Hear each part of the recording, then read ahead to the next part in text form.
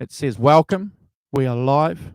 I'm very happy to announce to anybody who's going to be watching this show our special guest, Sunny Boy CW.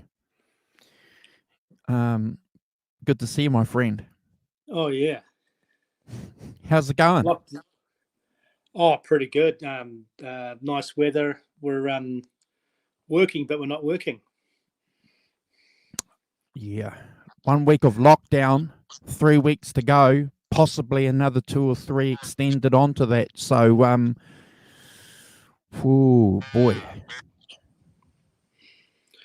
Well, thank God for YouTube and technology. Otherwise, we'd be writing each other letters. Oh, look, Dear um, John. you know, I'm lucky. I've got some guitars there behind me. I'm lucky I've got some amplifiers. I'm lucky I've got some books. I'm lucky we've got Spotify and YouTube. So, we're keeping busy as far as that's concerned. But yeah, tough times.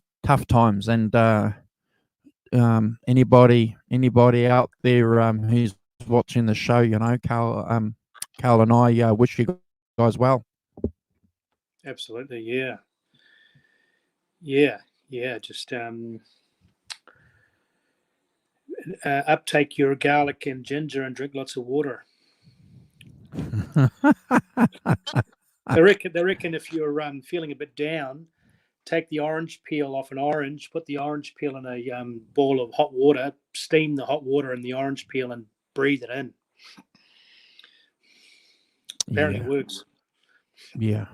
Okay. Well, look, we've got nobody in the chat, so basically, I want to interview you. You've been doing these shows with me for a couple of years now, and we've touched on some of the things that you've done during our shows, but we haven't really had a question and answer session with you. So, if anybody gets into the chat later on, I might interrupt the planned agenda of the show and just fire some questions through to you if that's okay. Now, I won't ask anything extremely personal, but yeah, I'll keep the questions obviously related to the subject matter of our show. And go from there. So, but give us a bit of an introduction on the couple of shows that you and I are going to do. Before that, though, I just want to let you know that I'm doing some shows, obviously with Simon. So the invitation for you to jump on those late night shows, obviously, yeah, that's important. I did a couple of shows with him over the last couple of days, mate, and I did one yesterday with a guy called the Great Vanzini, and he's going to do some more shows with us. He bought Eric Clapton's and John Mayall album, The Blues Breaker, came out. So he was listening to that in Oregon and North America when it first came out. So Wow. Yeah, it was revolutionary. They hadn't heard anything like it. It was just mind blowing. Yeah. So it'll be interesting because I touched the subject with them about Cream. How we listened to Cream, but what was really interesting is that he said that Cream and Jimi Hendrix weren't that popular. You got to remember that they weren't popular in the sense that you probably think that they are. A lot of the radio stations played just normal popular music, and when people requested Jimi Hendrix or Cream, there was a bit of resistance to it. So yeah, that's fascinating. Whether or not that's just due to the location of where he was in the late 60s, but had you heard that at all, Carl? Had you come across that resistance to Cream and Jimi Hendrix at all? Yeah, well, I think we have the luxury of hindsight. We can go back and see how great they were, but Hendrix, as we know, it took them a while to get established in America. Cream, I imagine it would have been a fairly underground audience. I think the Doors were the same too. It took a while for them to really, even though these guys are only doing it 3-4 years, I think it took them a year to really lay the groundwork. Yeah, I think you're right. And sometimes we forget, 50 years later, sometimes we might assume that these guys were just like there, they were popular right from the word go. But I think you've hit the nail on the head that these acts who are giants with us now were underground. Because Fresh Cream didn't sell big, but obviously Disraeli Gears, they took them to New York, and obviously, and it's a bit like real estate or anything, fashion or whatever. You've got something to sell that's colourful or exciting. You're going to have a record company going to put a big marketing package behind it, Sure. So billboards, posters, possibly T-shirts, sponsorship of amps, guitars. That I think that's what Elvis taught us in Beach Boys is from day one, they put a lot of emphasis on marketing. Well, I'm glad you mentioned that because rock and roll is closely linked to capitalism, isn't it? Making money. It's about records. It's about selling records and sponsorships and what is it? Deals, marketing deals with gear. So no, you're right. It became a multi-billion-dollar industry. Well, that's where the Rolling Stones and the Beatles basically carved a line in the sand and said enough is enough. They liked some of that 50s. Mick Jagger called them hair bands, where they had the nice haircuts. One hit wonder, and the rest of the album was fillers, instrumentals or just crappy songs. Where the Beatles and the Rolling Stones said, we want to make actual albums. And everybody else followed suit. It would have been a little bit frustrating for some of these record companies because, but in the long run, really good because they could sell lots of albums as opposed to lots of singles. Had I discussed this with you? I'm not sure, but I know that I've mentioned it on a couple of shows with Simon. But I'd be keen to get your opinion on this, and I'm sorry if I have already discussed it with you. But there's a famous quote, Frank Zappa, and he's talking about how record companies early on in the history of rock and roll, a lot of these executives, a lot of the owners of the record companies, they were of a generation, and they had this perspective of just releasing anything, release it all, They didn't know what rock and roll was, but they were, basing any opinions on acts on a very personal level and whether or not they got on with these bands or these guys or these girls, and they just released all these albums. Then all of a sudden, after a couple of years, you had the so-called experts, the rock and roll generation turning around saying, well, actually, we're the experts. We should be telling the record companies what to release, what to produce, and what to do. And Frank Zappa said, that's when it became a knife in the back for rock and roll. What's your opinion on that? Yeah, well, I imagine a lot of these record companies would have been business owners. It was all about product. So the clever record company hired what they call A&R men, who were like talent scouts or the ears to the company. And so after a while, your Phil Spectors, your who else was it? Willie Dixon for chess, Al Cooper to a lesser extent. Who else? Chad, the bass player, Chaz Chandler, Paul Samuel Smith. A whole bunch of these guys were actual musicians who were A&R men. So a lot of these record company owners probably didn't play instruments. Tom Dowd and Felix Pappalardi, they were all musicians, weren't they? So, and they went into producing and Good point. Sorry for interrupting. Yep. Yeah. So you would have had the capital, not Capitol Yeah. Records, but the capital behind these record companies saying, hey, he's a good-looking guy. Because let's face it, it's always been superficial. I mean, Elvis, as great as he was a good-looking guy. Yeah. Along Yeah. with other guys. Yeah, your Eddie Cochran's, but they could pull it off. So the Beatles and the Rolling Stones were quite a force in the sense that they weren't really that good-looking, just average-looking guys. But Yeah. they basically unveiled the curtain of music, you know. Well, closed the curtain. Instead of seeing somebody, you could actually hear the music. They were nice looking in the sense that they had nice hair. You know, they had straight hair, so they could comb the hair forward. They didn't have anybody that had curly hair because, you know, you just can't. What can you do with curly hair, you know? Yeah. So, you know, God bless them all with straight hair. Oh, yeah. I used to look at a lot of the record bins in America, and there was a lot of stuff that just sat there in the 50s bins and the 60s bins, and lots and lots. It's just filler, so much filler. Unbelievable amounts of filler. Julie Christie, Frank Sinatra. Who's that guy? Tijuana Brass. What's his name? Yeah. Herb Albert. Just lots and lots. Chet Atkins. Lots of filler crap. So you're right. These guys who were musicians said, you know, what's going on? Let's release albums.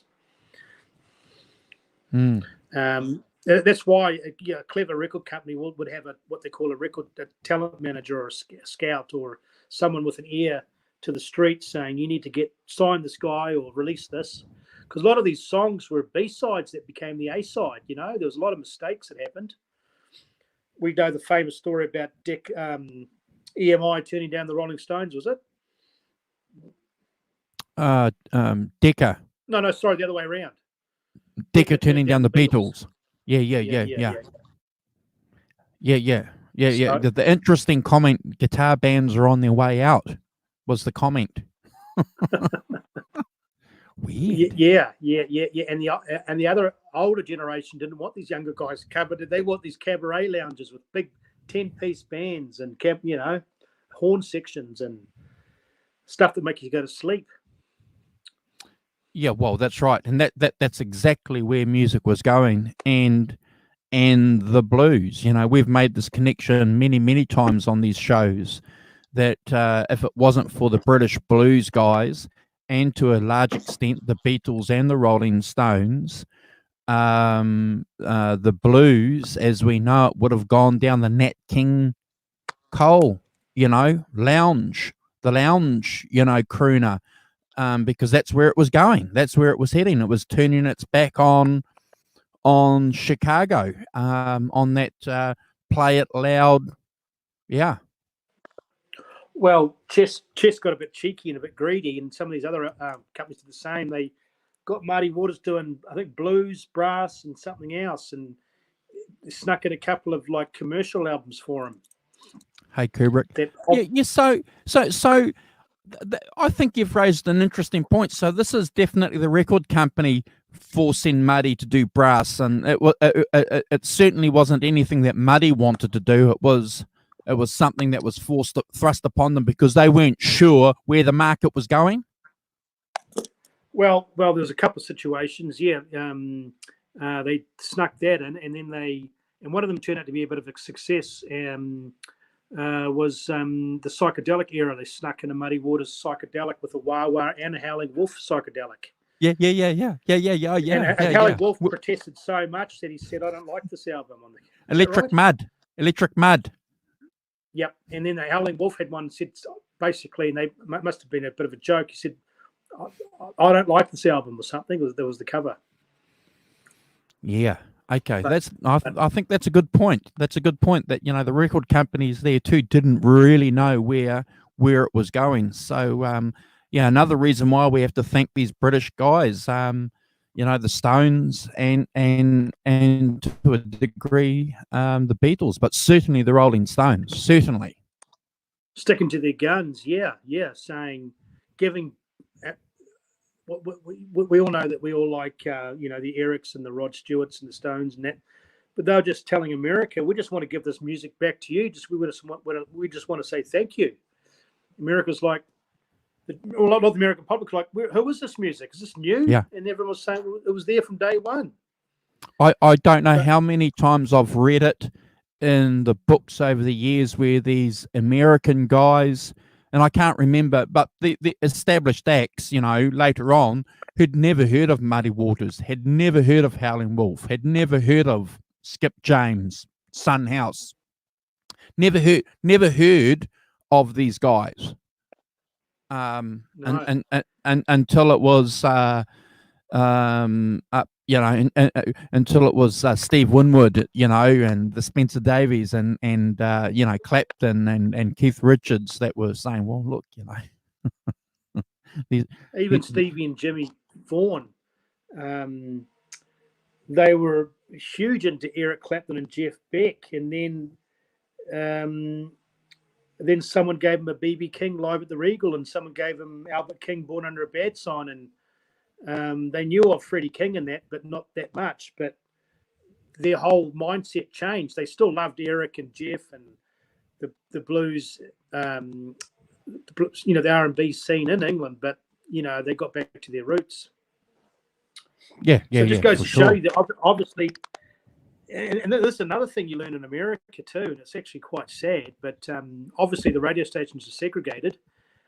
But a lot of the early Chess catalogue, a lot of the blues catalogue, a lot of the album covers had a white woman on there. Okay, so I'm just going to interrupt you. There's a lot of. I'm a jazz fan. Okay, I've been a Miles Davis fan for a long time, and there's a wonderful documentary on Netflix about Miles Davis, and Miles Davis is talking about how after Miles Ahead, he's recording an album. Actually, I think it is Miles Ahead. He's recording Miles Ahead, and the record company. Is that the one? Yeah. That's one on the yacht with the woman on the yacht. Yes. And so because we don't swear on this show, but Miles Davis picked up the phone and said, "Get that MF white woman off my record cover." Yeah. Crazy. Yeah. Yep. That was Columbia Records. Yeah, I remember that album cover. So yeah, it just times have changed. Quite superficial. I think one of the great things about these guys, these jazz guys, and these blues guys, is that they were certainly instrumental in tearing down these boundaries and having an inclusive society as far as music's concerned. And you got to remember too, that the Beatles and the Rolling Stones, when they toured America, they were very, very strong advocates about not wanting to play with segregated audiences. They're very, very, very clear right from the word go, saying, no, we're going to play to everybody. Absolutely, yeah. Why? It doesn't make. Yeah, exactly. It doesn't. I think even Elvis showed that with the TV audience. I think there was one concert or one show. It might have been Johnny. I'm not sure, but it might have been the boys and the girls. Something happened, but they ripped apart the barrier and everybody went through. Was it Ray Charles? I can't remember. Oh wow! It was in some movie. Yeah. It was like cattle. One cattle was over there, and the other part was over there, and they. Yeah, it might have been Chuck Berry.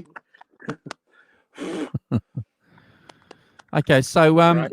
give us a bit of a introduction on the show for the series that we've been planning for a couple of weeks, if that's okay. Oh yeah. No, just to highlight some of the bands that were as important, I think, to obviously the big two, which is the Rolling Stones and the Beatles. Some of these other bands that had a significant impact on on music and listeners, and their approach to R&B and the blues, and even to this day, their albums and songs have stood the test of time. And 4 or 5 bands I'd like to talk about. Just to say, just to talk about what they've done as far as their musical circles. A lot of people know their singles, but maybe not their albums. Or a lot of people might know, weren't aware that, say, for example, Rod Stewart started out as a blues singer, or Stevie Winwood started out as just a guitar player in a band. Just to highlight their history and where they started.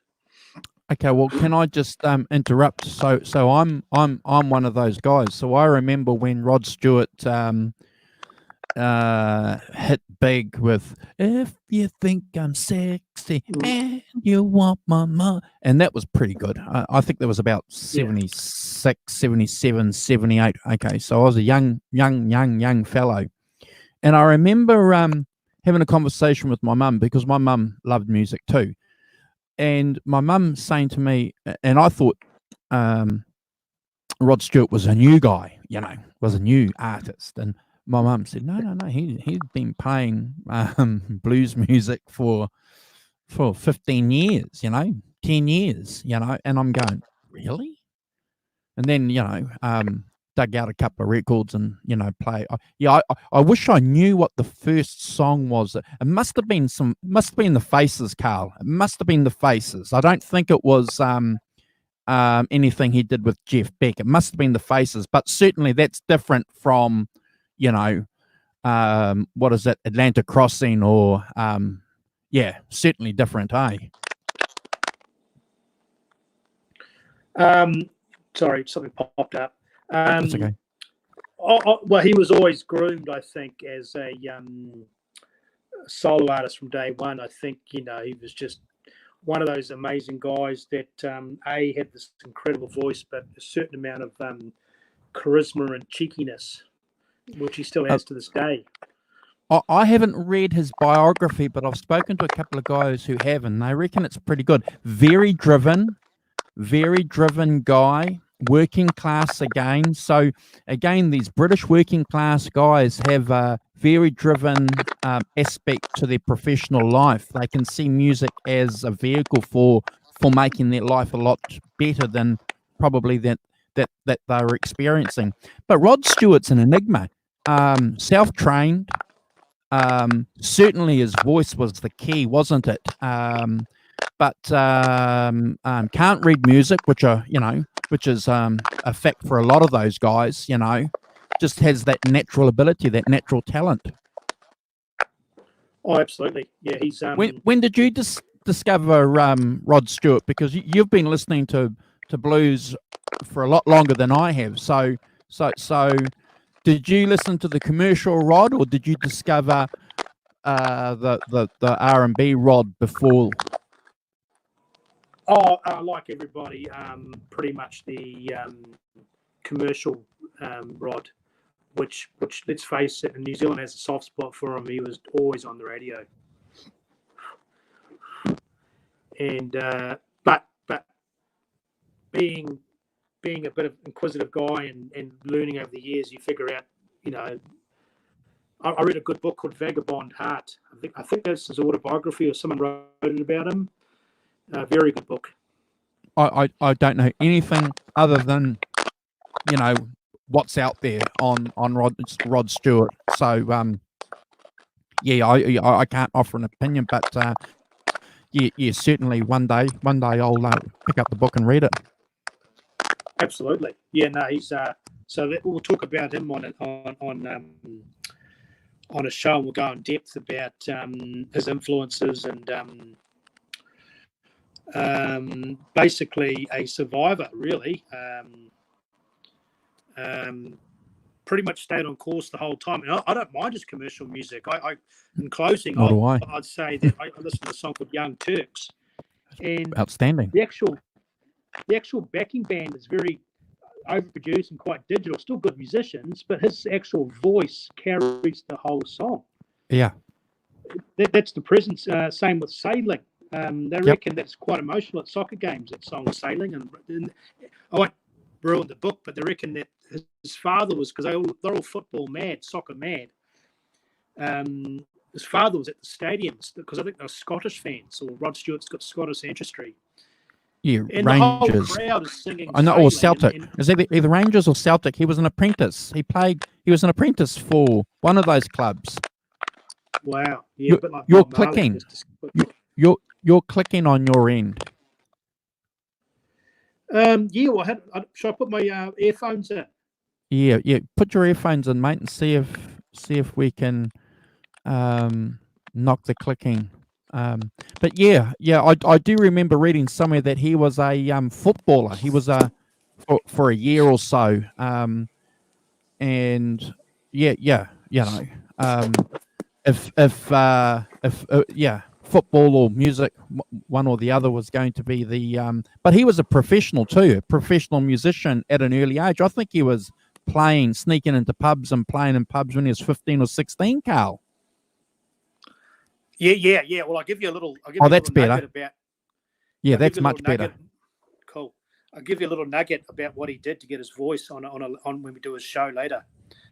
I won't tell you now, but I'll let you know how he got his voice. Yeah. So it was a manufactured voice. It wasn't anything natural. It was something manufactured. Wow. Oh no, he always had it, but he just refined it by doing a certain technique. Wow. I won't tell you now. I'll save it for another show. Yeah. And it's actually great because the guy that he modelled himself after is one of my favourite singers. But I won't mention his name. Okay. Oh, well, I'm not going to ask you then. I'll wait. I'm patient. Because it's good because it all ties in. He's these guys, like you say, working class, just no technology, just really raw, and all these guys we're talking about are still alive and still doing their thing, which is great. Rod Argent, Eric Burden, Stevie Winwood, Van Morrison, and obviously Rod Stewart. Just remarkable. Remarkable, isn't it? All survivors. Wow. And all went and everyone went back and forth with English and American countries and living and music and stuff. But it's good. I'm going to enjoy this series because there's a lot of stuff I'm going to learn. Like, I don't know much about the Zombies, but we can't help but realize their impact they had. I listened. I'm just going to interrupt you. I listened to that psychedelic album of theirs. I hadn't heard it for about 15 years, and it's it's an interesting album. It's very interesting. So I'll just leave it at that there because you've probably got an introduction to it. But I listened to it. Yeah, I think Great Vanzini in the chat the last time we did a show, he mentioned it too. So he was out when that album. He was listening to it when it was released. So Well, I don't know much about it either, but I will listen to it. But it ties into almost like 2 or 3 phases of their initial career. So the Zombies, like everyone else, started out being obviously listened to American music, raised in a church, choir singers, and obviously all had talent. Sure. And their first album is very much modelled after the Stones' first album. I'm just looking here, Roadrunner, which Bo Diddley, the Stones did Mona, and then they did a version of Got My Mojo Working, and then obviously Rolling Stones did I Want to Make Love to You. So the Rolling Stones sort of paved the way. I mean, but they came out the same year, 1964, but it probably came out a little bit later. I think the first Stones album came out February 1964. It'd be interesting to see what. Let's have a look. See if the computer's still running. So 1964 was their album. So that's the same time as, ladies and gentlemen. Sorry, England's greatest hitmakers, isn't it? That was 1964. Sorry, so the first album came out April 1965. So 60. Okay. So 14 months they would have been listening to the Stones and refining their act, I imagine. Wow. But and signed to Decca Records. So just another case of just these young British guys they couldn't get enough of this American music. Were Decca signing everybody after they realised that they'd cocked up with the Beatles? Were they signing everyone? Well, because we'll talk about this later in another show. But they were them, which Van Morrison was signed to Decca. Wow. So they obviously, and who else? A whole bunch of bands, yeah. So they're obviously almost like the Atlantic Records of America, the English version, you know. But what an important label that was, Decca Records. Mike Vernon worked for Decca, didn't he, before he went and established Blue Horizons? So yeah, I'm going to agree with you. Yeah, well, Bluesbreakers, case in point, yeah, it was Decca Records, and the American subsidiary of Decca Records, if you have any of those albums, is called London Records. And good point. So it'd be interesting to know who the A&R man was at Decca Records finding these guys. And once again, on their first album, a version of Summertime, which is pretty much an American standard. And then we've got the R&B, influence. You Really Got a Hold of Me and Bring It On Home, Smokey Robinson and Sam Cooke. And then a song I really like called Sticks and Stones. I thought they wrote it, but it's an American, Ray Charles did a version. Oh, really? So, yeah. So these guys, young guys, they must have had great, not great record collections, but they obviously were just sponges trying to listen to anything and everything. You know? Yeah. That's phenomenal. Yeah. Because the music that they were listening to was clearly records, albums, 45s, what were they, 78s? Maybe a little bit of that music on the American Forces, radio stations, because they had a presence in the UK since the war, didn't they? Yeah. And they would have been listening to it was a term they used in America called race records. You would have heard that term, eh? Yeah. Yeah, race records. So obviously black recording artists was the go-to there. Hey, this is something interesting though. Wow, this goes to show you the power of so the song She's Not There was released July 24th, 1964. So almost a year later, they do the record. Wow. What's the story there? Really? Later? Yeah. That's a long time in popular rock and roll music history. Yep. So they either didn't have the material, or the record company was mucking them around. I'm not sure. So yeah, because I knew that there was a 1964 somewhere, and then all of a sudden the album came out 65. So the song She's Not There, which we all like and love, which we know that Santana did a version, came out 10 months earlier. But what I want to touch on a little bit with the Zombies is I think this is the first introduction to a slight jazzy influence. So obviously these bands had R&B, rock and roll, rockabilly, blues, they're trying to emulate that. But I think the Zombies were clever enough to have the drummer, the guitar player, just a bit of a jazz influence going on.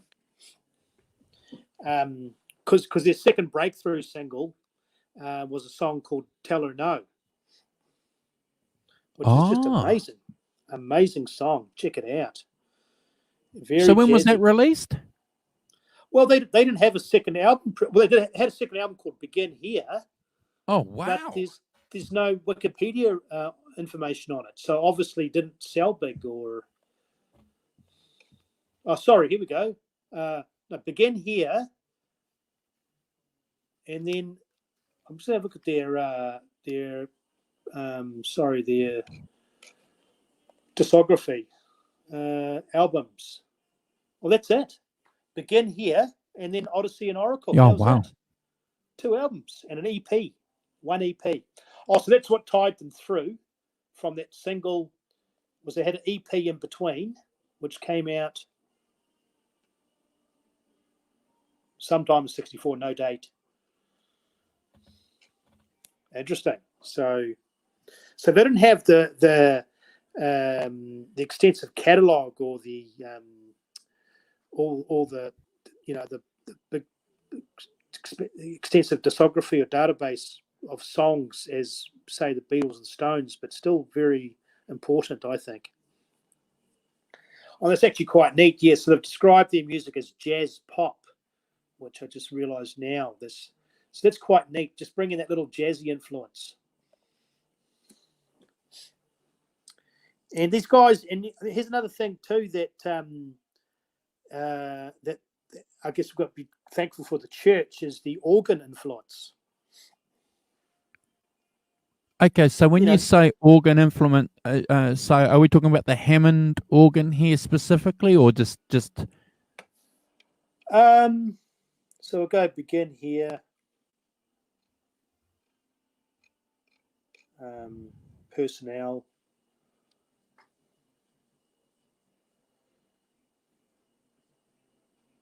I'm not sure. It just says keyboards. So I've got a funny feeling it's an organ. Wow. Okay, so these guys were obviously not scared to use what was probably, well, what's considered traditional instruments. Is that because of the jazz background that some of these guys had, that they weren't scared to bring in, actually, because the keyboards aren't that strange to a lot of that British popular music, because George Martin was playing keyboards on some of the early Beatles stuff too, wasn't he? So yeah, and then the Rolling Stones obviously had Ian Stewart, and Brian Jones being of the jazz background and classically trained. It was no big deal for him to hop on the organ or the piano too. Wow. No big deal at all. And I tell you what, that we talk about the bass filling out the sound. The organ does an even better job filling out all the bottom end. Wow. So they're in the choir. And so they're already pretty, as young men or teenagers, already very, very, very trained. I wonder if, I guess Simon could tell us, I wonder if in English schools, if music or playing instruments was encouraged. Well, I think what you have to remember there is that 90% of the guys that we're listening to and that a focus of the shows that we do were all art school guys. So there wasn't really the music, they weren't really music schools as such. They were, art schools, more from that background. Still creative. But you didn't have, like Juilliard's in the UK or, Berkeley music, they were, most of the guys that we listened to were either graphic artists, photographers, or painters, I think that either you or Simon mentioned after the war, they put a lot of money and emphasis into art because the Labour Party did that. So they were very, very mindful about pushing the arts, certainly. So you had the art school and the grammar school. So it was very, very progressive of the British Labour Party for them to do that. To give some colour or humour or life back into society, or yeah. You know, they realised that on one hand you needed the technical trades, you needed the guys to go through, you know, technical Trade institutes to become yeah. fitted turners, engineers, and builders and joiners, but you also art. Absolutely. I mean, entertainment is let's face it. I mean, the trade guys work 8 to 5, and then the art guys work at night. You got the day people and then night people. So everybody likes to be entertained. In America, let's face it, that country's built on entertainment. Obviously, capitalism and construction, though, too. Yeah. I think that's always an interesting component from my perspective.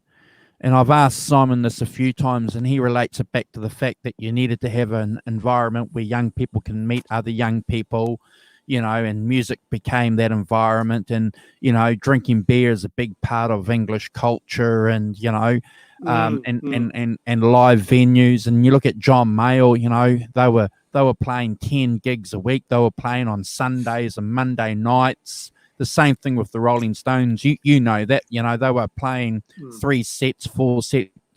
The Beatles were playing a lunchtime show. So, you know, people would finish work at lunchtime, go and have a beer, have a sandwich, and watch the Beatles for half an hour, then go back to work. Wow. Yeah. Well, and probably the government realised that Moses talked about in the Bible, you can't have workers without food. You can't have 8 to 5 without weekend entertainment. How many people do we know that said, "Thank God it's Friday"? Oh yeah, me. and all of a sudden, you know, a live act Friday night down at the underground or the underbar, what it was called, or you know, the hot new act in town. And I mean, let's face it, on the Monday morning, you're already thinking about Friday night. So it's I think the government realised that a productive society needed to be a happy society, which means that you work, you get paid, and you have fun. Yeah. 7 days a week. Oh, sorry, Beatles said 8 days a week. Ooh, I need your love, babe. Yeah. Better not sing that. We might get flagged. Apple Corp might pinch this video. Yeah, crazy. Yeah, no. But no, I would have loved to have been a fly on the wall, even being there in these early days, watching these guys. I would love to be in the studio, actually. A live show would be great, but just the final cut for the album just would have been incredible. Look, you know, there's certainly some concerts I would love to have seen. You know, I'd love to have been at Altamont, you know, somewhere safe, watching all the mayhem and the chaos. You know, I'd love to have been at Madison Square Gardens. I'd love to have been at Shea Stadium. You know, there's, you know, Woodstock before it rained, you know, under an umbrella, maybe, you know. There's a lot of great concerts, but, you know, I'd swap all that to be with the Rolling Stones while they were recording Exile on Main Street, you know, or around with hanging out with the Beatles when they were recording Abbey Road. Just would be phenomenal, wouldn't it? Oh, just be incredible being in a booth. Just, you know, Andrew, okay, you're on the Shakers, Maracas, okay, take 5. No, boom. Cut. It's finished. I like that song. That's it.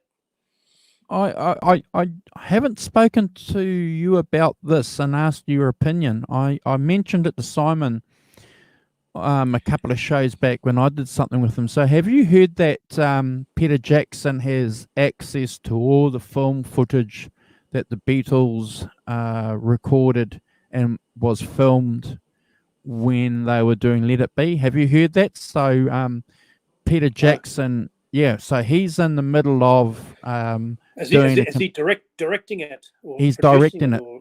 Yeah. He's directing and producing it, and he's got Yoko Ono. So I'm a little bit concerned because I've read a couple of articles from other Beatles experts. So it'll be very interesting to see what kind of arc Peter Jackson puts on this, whether or not he makes it completely politically correct, and skips a lot of the truths about what was happening at that time.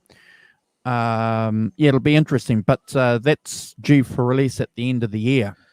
So they're going to roll hours and hours and hours of footage, chop it up, edit it, and then have people being interviewed who are living now in between the cuts. Probably, yeah. Like a documentary. Yeah. So what we're going to get, and they'll probably, have different versions of it. You'll probably have the director's cut, which will be 4 hours of it, and then you'll have the official movie, which will be an hour and a half. But like I said to Simon, I would be pissed off if they don't talk about the fact that the Beatles were arguing and that there were some bad things said during that session when they were recording and filming that at Twickenham. It'll be interesting to see. Now, I don't want the whole film to be about that because obviously while they were giving each other a bit of grief, they were certainly in the middle of being creative and recording something. But I'd be pissed off if they completely whitewash that because that's, again, not a complete presentation of what was happening when they recorded and filmed that album. Okay. Yeah, it'll be interesting to see. So that's the album with the 4 headshots on the cover. Is that right? In a square format. And on so the back... I had Hello? Yeah, okay. So there was a bit of lag there. So you'll have to repeat what you said, buddy. I didn't hear what you said, sorry. Is that their last album where there's 4 headshots on the cover and on the back of the album they're on top of a building? Yeah. So, yeah. And it was actually, it was reviewed as pretty average. Very average. Right. And they came out with the naked version. Oh. Okay. So the naked version is better than the original version because Phil Spector put the wall of sound behind. Yeah.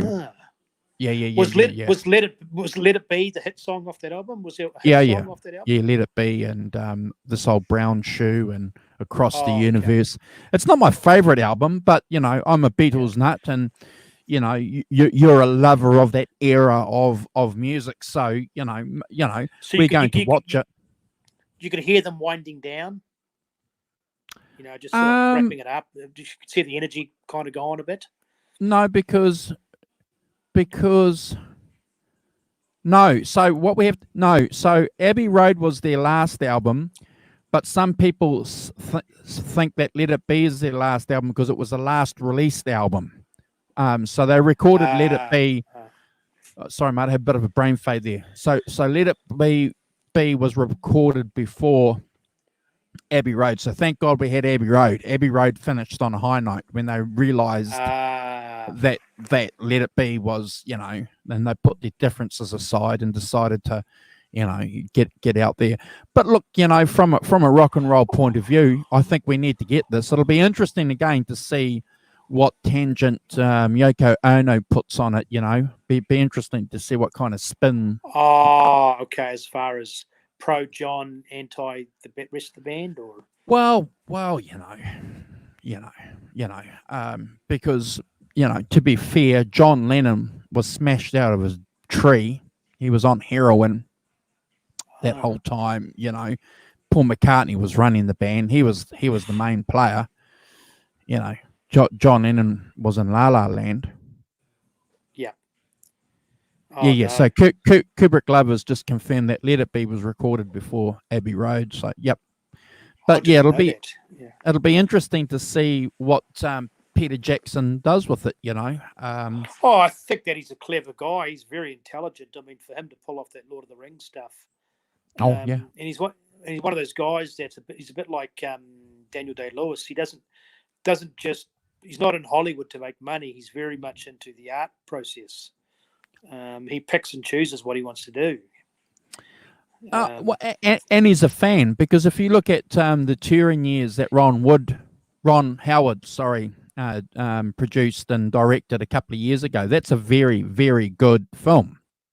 So clearly Ron Wood is a fan too. So I think that's going to help.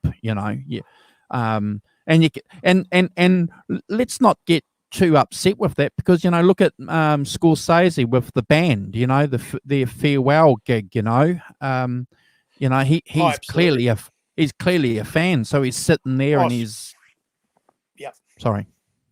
Oh, no, Scorsese's a huge. He obviously produced that and organised it all, but a big blues fan, Bob Dylan fan, and a Rolling Stone fan.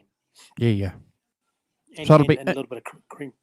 Yep. So it'll be interesting to see too, because there's a new documentary coming out any day now, about Robbie Robertson. Yes. So that's going to be interesting. So he's going to talk about obviously the band and how influential, that album, The Big Pink, was for a lot of guys and girls. Wow. Of course. Absolutely. Yeah, no, it's an exciting. The Last Waltz. Exciting times. So Kubrick Glover's got The Last Waltz, and I've watched that dozens of times. Watched it a couple of weeks ago. It's fantastic. It's brilliant. Oh, he couldn't have picked a better lineup. I mean, the cream of British musicians, the cream of American musicians, and Muddy Waters and Neil Young and Van Morrison and Ron Wood made an appearance. Was Ron Wood hadn't joined the Stones then, or was he? Oh wow! No, because that was 74. That was 74 or 75. So when did Ronnie join the Stone? Oh, jeepers! It might be close. Be close. He toured with the Stones on the 75 tour. And then Black and Blue was 76, and they were still rehearsing guitar players. And I think once Black and Blue had finished, and he obviously made the cut, because they put him on the cover of the album, or the backside of the cover at least. Yeah. Oh no, Black and Blue. Who's on the cover? Oh no, he is on the cover. Yeah. Sorry, got mixed up. Tattoo you. No, far out. Well, I'm not going to interview you because there's only one person in the chat. So the next time we do a show, when we get a couple of people in the chat, I'll so Kubrick Glover, no disrespect to you, my friend, my very, very good YouTube friend, for supporting us, but I do have a set of questions that I've been dying to ask Carl live.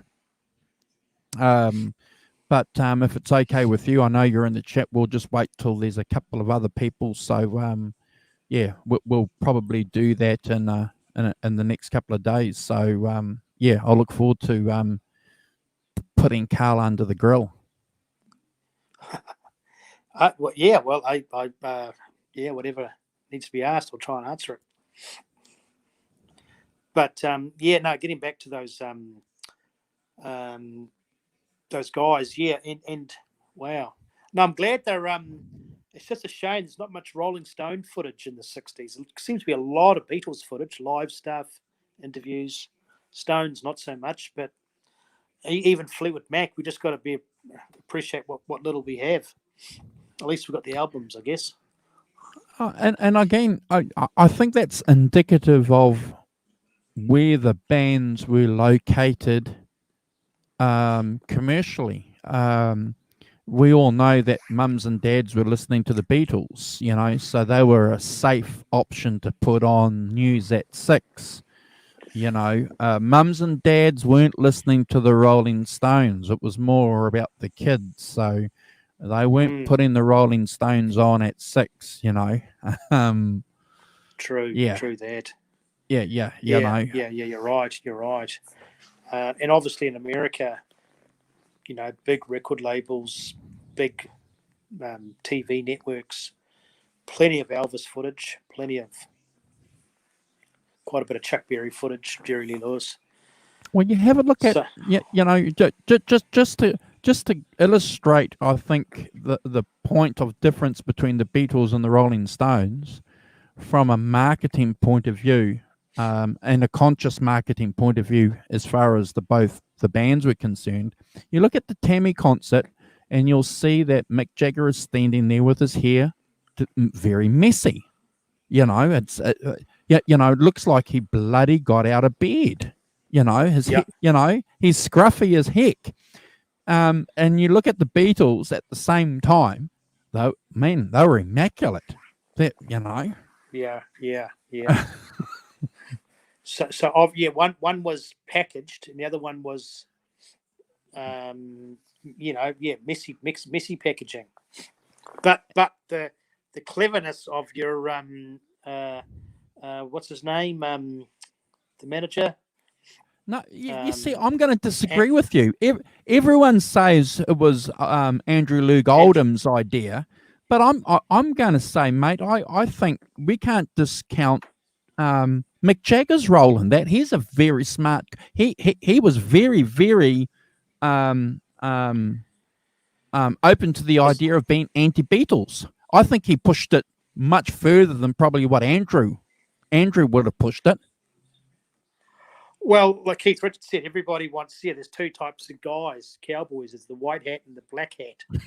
And and they got awarded the black hat, the bad guys, you know.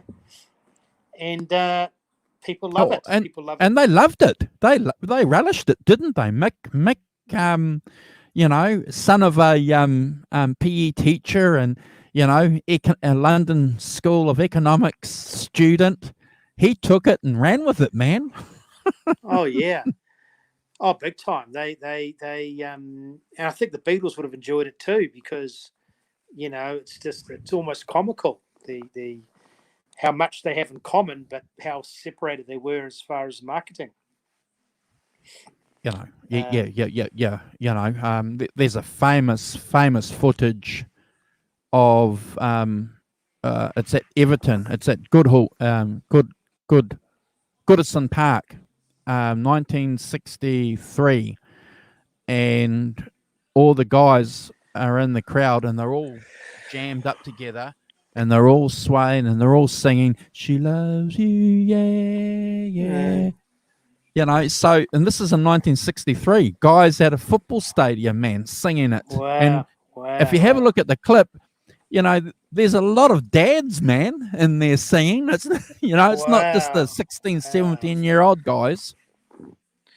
Oh, wow. So they definitely won the hearts of two generations at that particular time, where the Stones would have been just the one generation. Yeah. Well, could you imagine them singing Little Red Rooster?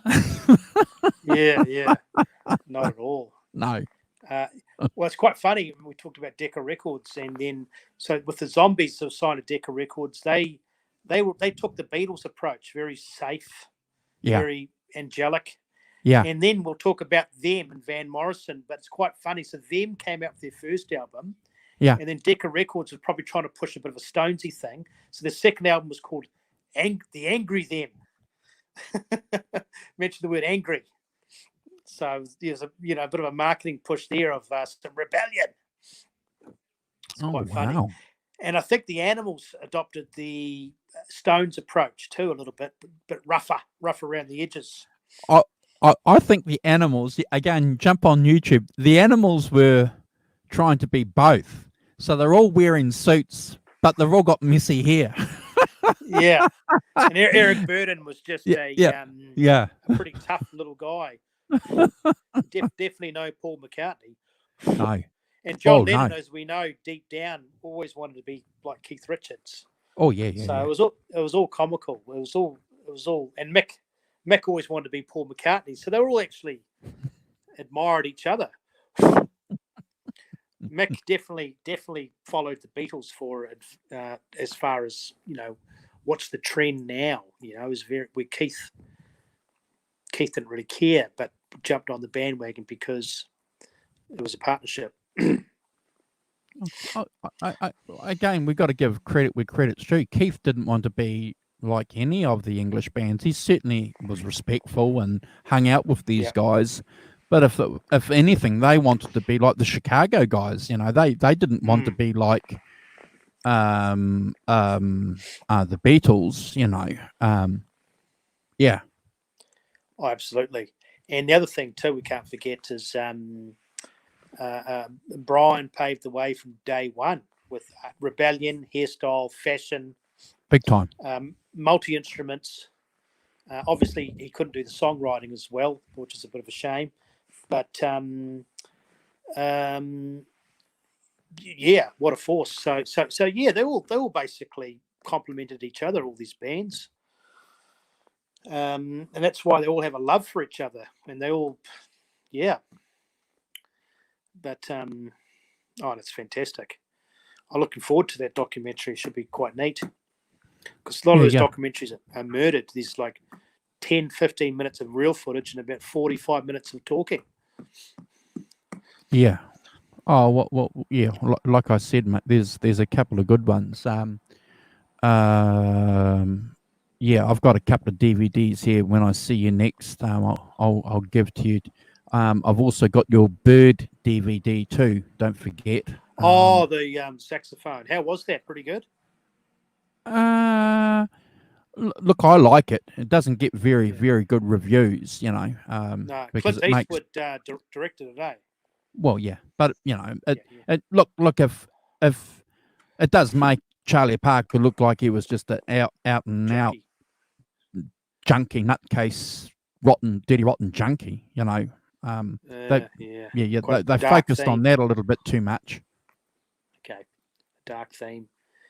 Yeah. Apparently, who was the other guy that was really into all that sort of stuff? Yeah. Sorry, was it someone else too? I can't remember. But yeah, no, it's really it's fascinating how all these bands all complement each other, but they all started out with a blues and R&B cover band or cover song album with one, maybe two originals. Why?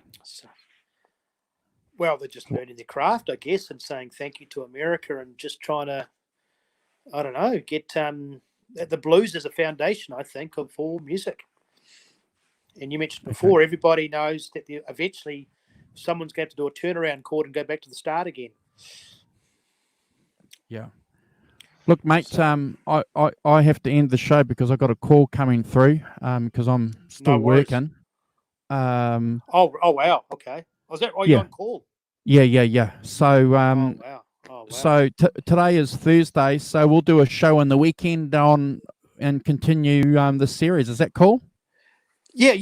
What we'll do with the next show, we'll just quickly wrap up Zombies for 10 minutes and talk about that one album, The Oracle. There's an interesting point I want to make. And that's it. And then maybe we'll talk about the Animals the next show.